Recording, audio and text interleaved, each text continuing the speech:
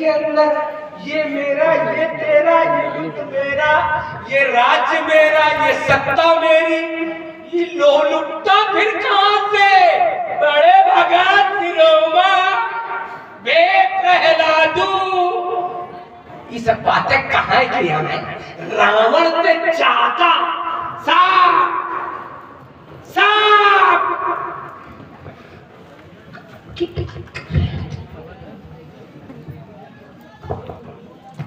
चलिए बढ़िया। प्रहलाद की बड़ी सुंदर गाथा आपने सुनाई समाज को। एक नहीं अबे 50 सुनाई बे, 50। हाँ 50 सुनाई। एक दिन ऐसा आएगा कि चलिए मरुद 49 और एक मिल के 50। चलिए प्रहलाद को आपने दोषी बना दिया। देखिए इस पर चिंतन ये करना है कि प्रहलाद को क्रोध आया। विष्णु पुराण की आपने चर्चा की है। प्रहलाद साधुवाद पंडित जी, इतना साधुवाद। देखिए इतनी ईमानदारी से कोई राजा इतनी ईमानदारी के विरोध में खड़े होकर तुम्हारी बात को साधुवाद देते नहीं। आपने एक परखी लगाई थी, आपको ये लगा कि देखे भाई देखो, इसी क्षेत्र के महारथ हासिल, बाकी में परखी कहेंगे। देखिए महारथ हासिल नहीं है, क्योंकि ज्ञान अखंड एक, वो एक ही है जो अखंड ज्ञान है। और हम सब लोग तो कहीं एक बूंद मिल जाए ईश्वर कृपा से। देखिए प्रहलाद को क्रोध आया और जिस नारायण ने प्रहलाद को वरदान दिया, सिंहासन दिया, खंभे से प्रकट हुआ, उसी नारायण के सामने प्रहलाद खड़े हो गए और बड़ा भयानक युद्ध हुआ। बिल्कुल आपकी बात सत्य है। अब चलिए इस पर थोड़ा चिंतन कर लेते हैं। अब इस पर थोड़ा सा आपने प्रसंग छेड़ा है तो इस पर चिंतन करते हैं। देखिए परमात्मा की प्राप्ति होने के बाद भी क्रोध का जन्म होता है। परमात्मा की प्राप्ति होने के बाद भी क्रोध का जन्म होता है। और जब व्यक्ति को क्रोध हृदय में जब व्याप्त होता है तो विवेक शून्य क्रोध कर देता है। सामने ये समझ में नहीं आता हमारा पिता है, हमारा परम पिता है, हमारा स्वजन है, हमारे संबंधी। इस पर चिंतन एक मैं आपको दे रहा हूं। आपने कहा पहली बार मैं कुछ देख के जाऊंगा मिथिला को, तो पहली बार मैं भी कुछ देख करके जाऊंगा मिथिला। क्रोध आना विवेक की शून्यता का प्रचारक। परमात्मा की प्राप्ति होने के बाद एक राजकुमार और है जिसका नाम है ध्रुव सगलानी जपो हरनाऊ पायो अचल अनुपम ठाऊ। परमात्मा को उसने प्राप्त किया पर क्रोध को नहीं जीत पाया। परमात्मा प्राप्त हो गए, दर्शन हो गए और इसके बाद भी यक्षों की सेना का विध्वंस कर दिया। कहने का भाव यह है कि प्रश्न किया गया कि परमात्मा दर्शन के बाद भी ये क्रोध का जन्म क्यों? तो उत्तर मिला कि सत्संग की न्यूनता। प्रहलाद को भगवान मिले पर सत्संग जहां होता है, ध्रुव को भगवान मिले पर सत्संग हमें विवेक देता है। बिन सत्संग विवेक न होई। अगर भक्त ने भगवान के सामने युद्ध किया, अरे हमने तो ये जाना है कि भगवान और भक्त का युद्ध कई बार हो चुका है। एक बार तो सुमिर पवन सुत पावन नामो अपने बस करी, वह आमने सामने हो गए। ये कौन सी नई बात बता रहे हो? युद्ध हुआ। युद्ध है। अच्छा युद्ध जितना नहीं हुआ, ईमानदारी से आप बताओ क्या वो युद्ध? अच्छा क्या था? वो बाण मारते थे, वो केवल नाम लेते थे, युद्ध नहीं। अच्छा युद्ध का अर्थ क्या होता है? नहीं युद्ध नहीं, इसको क्या कहोगे? देखिए युद्ध में अगर दूसरा पक्ष आए हो करके बैठा है मात्र, उसी का सुमिरन कर रहा है, इसीलिए बाण उन पर प्रभावी नहीं होता। अच्छा, सामने वाला अगर कुछ ना करे, यही तो कहना चाहते हो। चलिए चलिए, एक बार विश्वामित्र और वशिष्ठ आमने सामने थे, और वशिष्ठ ऐसे ही खड़े थे। क्या वो युद्ध नहीं था? भाई आपका कहना है कि वो सामने भक्त खड़ा था और उधर से बाण चल रहे थे। अच्छा, सामने व्यक्ति खड़ा हो और सामने से बाण चल रहे हो तो युद्ध नहीं है ये? युद्ध कितने प्रकार का होता है? वाक युद्ध, अस्त्र युद्ध, शस्त्र युद्ध, वाणी का भी युद्ध होता है। क्या वाणी का युद्ध नहीं होता है? क्या नेत्रों का युद्ध नहीं होता है? क्या शस्त्र का युद्ध नहीं होता है? तो इस तरह तो वशिष्ठ भी खड़े थे, बाण चल रहे थे। अब आप जैसे व्यक्ति हो तो बोले युद्ध कहा, वो तो सामने नहीं। एक व्यक्ति सामने खड़ा है, सामने वाला बाण चला है। जब कोई बाण चलाता है तो क्या प्रेम से चलाता है?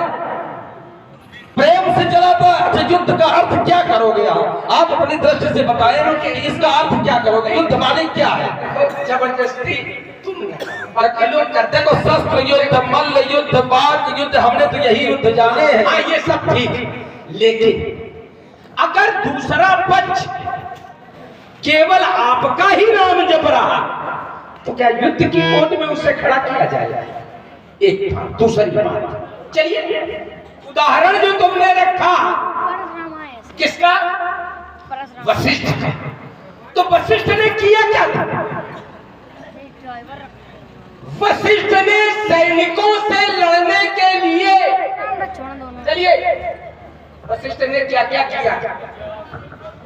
सैनिकों से लड़ने के लिए क्या किया? उन्हीं गैया मैया से निवेदन किया। वो रम्हाने लगी, उनके मुंह से सैनिक निकले, उन सैनिकों ने युद्ध किया। जो विश्वामित्र, जिनका नाम विश्वरथ, तुमको याद पूछना को बात तो बड़ा डर लगे थे कि तुम लोग इस समय बिल्कुल तैयार। तो विश्वरथ ने जिन अस्त्र शस्त्रों का प्रयोग किया तो उन्होंने दंड, और दंड से टकरा टकरा करके सारे अस्त्र शस्त्र निस्तेज। तो उन्होंने उनके अस्त्र शस्त्रों का उत्तर दिया, लेकिन जहां की बात तुमने कही वहां कोई उत्तर प्रत्युत्तर नहीं, वहां केवल राम का भजन हो रहा है, इसलिए उसको युद्ध की श्रेणी में नहीं रखा। राम का भजन करने वालों पर बाण की वर्षा। हाँ, कारण इसको क्या कहेंगे? इसको केवल क्या ये उसकी परीक्षा थी कि ये विचलित होता है कि नहीं, और विचलित ये देखिए सामने राम का नाम लेने वाले पर बाण की वर्षा, राम का नाम लेने वाले पर बाणों की वर्षा, इसको क्या कहेंगे आप युद्ध स्वीकार नहीं कर रहे हैं। भक्त की परीक्षा है, मैं केवल इतना कहूंगा कि ये भक्त की परीक्षा है, और कायदा तो ये है कि यो काम हमें करो चाहिए जो तुम कर रहे हो, ये जिद का काम, ये जबरदस्ती की बात। ये रावण करे तो ठीक है, कम से कम तुम तो न करो। ये रावण करे ठीक, तुम तो न करो। हाँ, देखिए मैं एक नई बात ढूंढ के इसमें देखो प्रवेश करा रहा। एक बात बताओ, बड़ी प्रशस्ति अभी गा रहे थे वो वाल्मीकि रामायण में बड़े नाम लिखे हैं, रघु फलाने ढिमाके दहीमाने, हाँ तमाम नाम तुम बता जा रहे हो, हम उनके नाम तक नहीं ले सकते। तो ये सब कहाँ चले गए रहे उस समय जब वशिष्ठ पर चढ़ाई हो रही, गुरु पर चढ़ाई हुई रही, इनका लड़ो चाहिए, गैया से प्रार्थना करें कि का जरूरी है। ये तो फिर इनके ऊपर गुरु के प्रति निष्ठा पर प्रश्न चिन्ह खड़ा हो रहा है। ये बात सही है। शंकर और विष्णु में युद्ध होने लगा, कितने देवताओं ने साथ दिया था? किसी ने नहीं। फिर दो महापुरुष आमने सामने हैं तो कौन साथ देगा? जब दोनों सक्षम हैं, इसको छोड़ो। इस समय रावण बाण महाभट, कौन तीसरा है जो खड़ा हो जाए? भट, सुभट, उद्भट, महाभट सब बैठे है कोई तीसरा? बाकी युद्ध चल रहा है। तो यही स्थिति, दोनों सामर्थ्य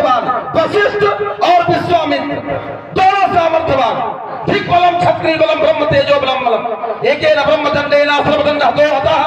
जहां पर एक दंड मात्र कार्य कर रहा है, समस्त अस्त्र शस्त्र निष्फल हो रहे हैं। और जब ये बात शिष्य जान रहे हैं कि हमारा गुरु खुद सामर्थ्यवान है, हमें जरूरत एक दंडवत काम चल रहा है।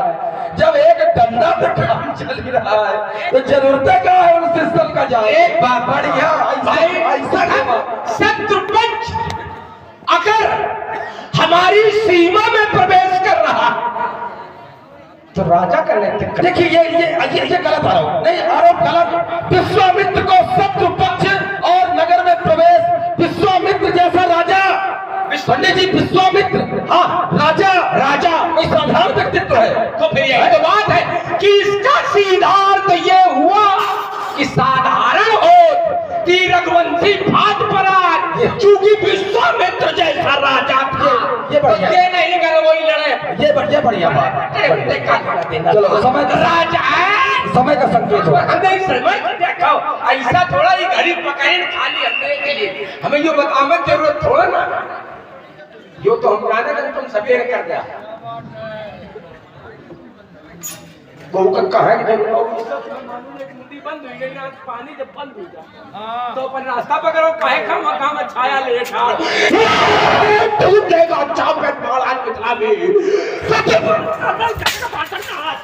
महाराज सातवां सुंदर माला जाएगा चलने लेकर पर विसाची ना जा सके बहुत जजमान का जाएगा खट्टे की चंदा मेरी तो शत्रु के रक्त का नाला काटते भूधर जहल दिख पहुंच जाते, ये बेदनी समय से शीश थपड़ाते हैं, फिर बन जाते और फिर देखते ही दृश्य ये लड़की कहे क्या, ये देव दानों से कहते हैं अवधेश होते मानियों के ये चूर चूर मान शक्तिमान शत्रु के समूह भय खाते, सामने ना आते ये दूर से ही दूर जाते भाग। अगर कहीं बाणेश के नैन तल जाते हैं या तो खाओ उठा ले क्यों नहीं आते, विवाद नहीं करते। 20 हाथ 1000 हाथ हमारे करेगा पैसा उठाए फायदे नहीं। 20 हाथ ले 1000 हाथ का खड़ा है बाणा जरूरतें नहीं हो, जरूरत तो बताओ उठा ले। जब 20 हाथ वाले का जब अत्याचार हुआ 1000 हाथ वाला क्या कर रहा है, चोरी पहने रहा है, यही बात आज विरोध कर रहे हो। अब तक कहाँ रहा? देखिए गिर सर सिंध भार नहीं मोही और जस मोही जरूर एक पर द्रोही, एक अधर्मी, एक 100 सज्जनों पर भारी है। तुम क्या कर रहे हो? आज कथा बाँच रहे हो, बड़ी बातें सुना रहे, बड़े धर्म की चर्चा कर रहे हो तो कचूरी पहने बैठ रहे। ये करूंगा ना तेरे मस्तक पर चौक बनकर मैं हल्का बड़ा प्यारा पीऊंगा भक्त बनकर मैं। ये तो सदिष्ट है उठेंगे, ये बंधन देश कांपेंगे। हिमालय हो धरा सही करो चुप, मेरे पुत्र की शक्ति अलौकिक है।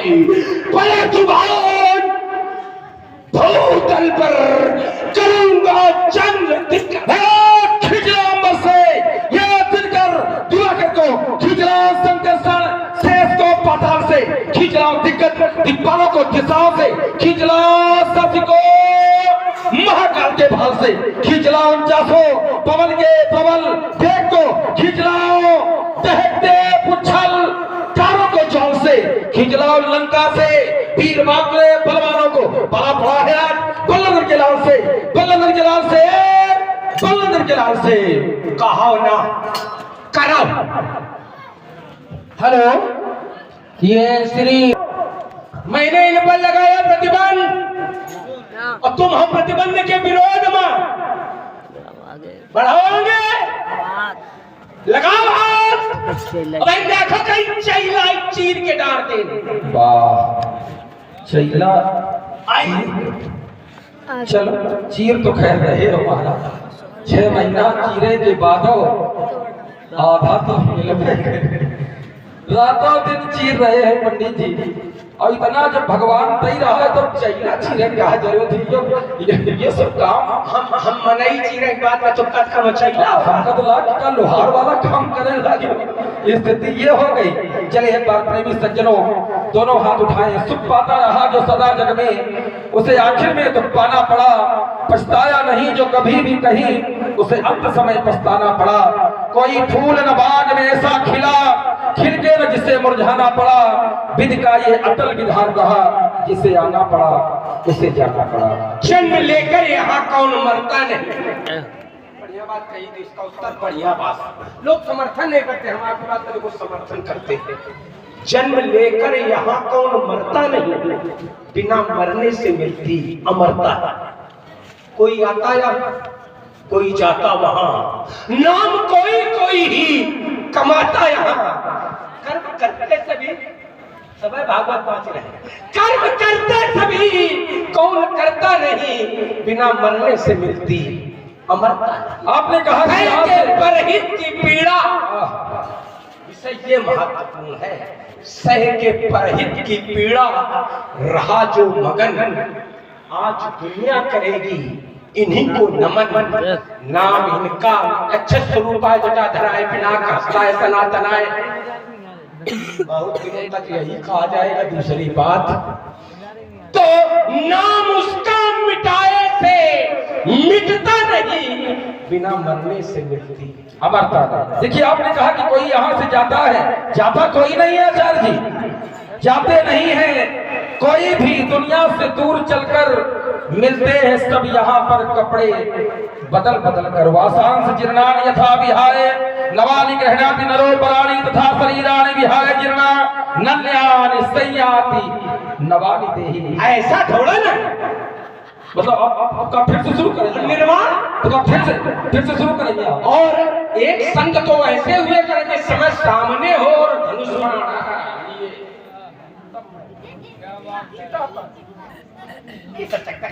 एक बात। चलिए प्रेमी सज्जनों दो ये हमारा आपका विषय नहीं, हमारा आपका विषय तो यहाँ है। खट खट खट खट खट खट देगा बाजा चलाई चपाक चपाक तलवार। एक ही खातिर हम आप जाने जाए। बस दोनों हाथ उठाकर बड़ी श्रद्धा और भक्त के साथ जय घोष करे। सबको भगवान शंकर की सौगंध है। रात भर खूब आपस में बातचीत हो। अब समय में है कि दोनों हाथ उठाकर बड़ी श्रद्धा, जो न उठाई तो अगले जन्म अपन सोच भी हो सब लोग, तो दोनों हाथ उठाकर बड़ी श्रद्धा और भक्त के साथ जय घोष करे। बोले जगत गुरु भगवान शंकर की। जय भोलेनाथ की।